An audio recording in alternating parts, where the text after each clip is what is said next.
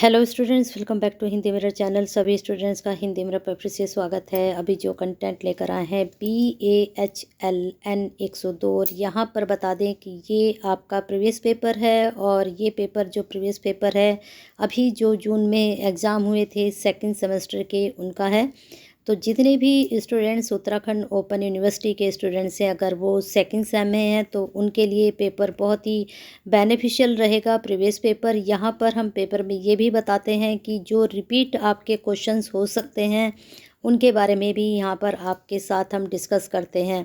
तो इतनी beneficial video के लिए और इतनी नॉलेजेबल वीडियो के लिए आपके लिए एक लाइक तो बनता है, और शेयर कर दीजिए अपने ही जैसे स्टूडेंट्स के लिए, क्योंकि जब आप शेयर करते हैं तो कहीं ना कहीं ये जो सेकंड सेमेस्टर के स्टूडेंट्स हैं उत्तराखंड ओपन यूनिवर्सिटी के, आपके एक शेयर करने से उन तक भी ये वीडियो पहुंचेगी और उनको भी कहीं ना कहीं इसका लाभ होगा। और जो स्टूडेंट्स अभी तक हमसे नहीं कनेक्ट हुए, क्योंकि आपका हमारा साथ फर्स्ट सेम से लेकर 6 सेम तक बने रहना है और हमेशा आपके लिए तैयार रहेगा हिंदी मिरर, तो उसके साथ जुड़ जाइए, सब्सक्राइब कर लीजिए। यहाँ पर बता दें 70 नंबर का आपका पेपर आता है, 2 घंटे का पेपर होता है। तो आपको क्वेश्चंस बहुत लेंदी आते हैं, साथ यहाँ पर मैनेज करना होता है।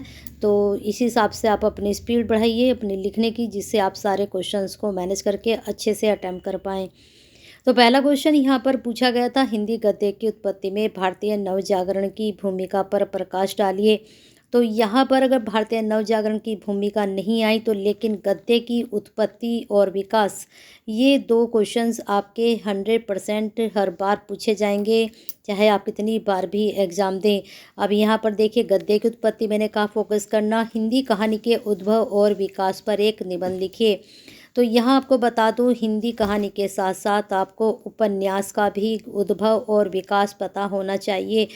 तो मान लीजिए आपका गद्य की उत्पत्ति और विकास एक तो ये क्वेश्चन, और हिंदी कहानी का उद्भव विकास एक ये क्वेश्चन, और हिंदी उपन्यास का उद्भव और विकास ये 100% इस बार भी रिपीट होंगे। तो ये लॉन्ग क्वेश्चन में आए थे लास्ट टाइम, हो सकता है इस बार ये आपके शॉर्ट में आ जाए। तो इस चीज़ का आप थोड़ा ध्यान रखिएगा कि इन टॉपिक को आपको ज़रूर करके जाना है।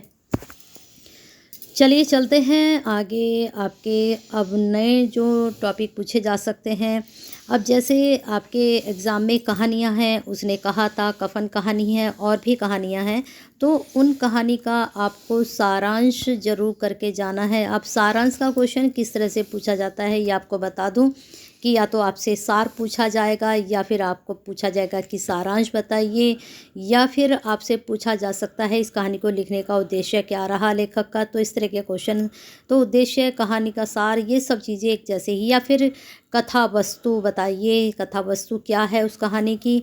तो इन सब 4-5 चीज़ें में आप कहानी का सारांश ही लिखेंगे।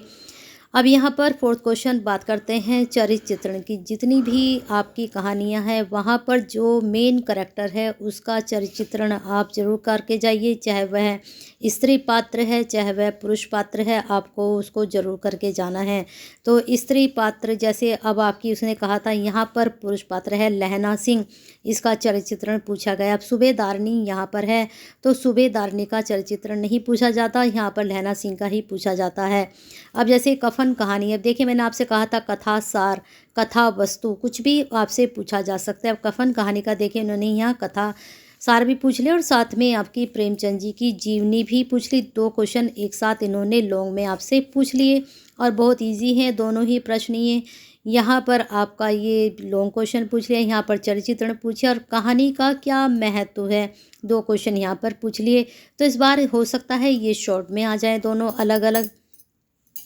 अब शॉर्ट की बात करते हैं। शॉर्ट में देखिए, हिंदी के विकास क्रम में प्रेस का योगदान, फोर्ट विलियम कॉलेज के महत्व को रेखांकित कीजिए, हिंदी कहानी के प्रेमचंद युग का। अब देखिए हिंदी कहानी में युग जो है, कहानी का युग जो है प्रेमचंद से पूर्व, प्रेमचंद के समय का और प्रेमचंद जी के बाद का। तो ये 3 भागों में ये बटा हुआ है कहानी युग। तो तीनों ही युगों के बारे में आपको पता होना चाहिए, कौन कौन उसमें लेखक रहे, उनकी कौन कौन सी कहानियाँ हैं और उन्होंने किस तरह की कहानियाँ लिखी हैं, इस तरह का आप सब यहाँ पर बता सकते हैं। गुलेरी जी का जीवन चरित्र परिचय पूछ लिया गया है, उसने कहा थे कहानी का कथा सार। सब क्वेश्चन देखिए जो मैं बता रही हूँ वैसे ही पैटर्न यहाँ पर बन रहा है। अब बात पूछा गया है अपना अपना भाग्य। अब अपना अपना भाग्य वो जैनेंद्र जी का जो कर्तृत्व है वो भी पूछ लिया गया। तो देखिए आप 3 कहानी से पूछा गया और तीनों ही कहानी के जो कथाकार हैं उनके आपसे जो हैं जीवन परिचय भी पूछ लिए गए हैं। तो अच्छे से पढ़ कर जाइएगा और इसी तरह के क्वेश्चन आपके इस बार भी बनेंगे। अब उपन्यास के तत्व तो कहानी के तत्व भी आप पढ़कर जाइएगा, हो सकता है इस बार आपसे कहानी के तत्व पूछ ले जाएं। तो हम आपके प्रवेश पेपर के साथ साथ आपको समझाते भी हैं कि आपको क्या क्या तैयार करना है। और इस बार यहाँ से भी जो मैंने बताए हैं क्वेश्चन 70% आपका पेपर यहीं से आएगा, तो अच्छे से तैयारी करिए। चलिए बेस्ट विशेज़ के साथ फटाफट आप इसको शेयर कर दीजिए और लाइक कर दीजिए।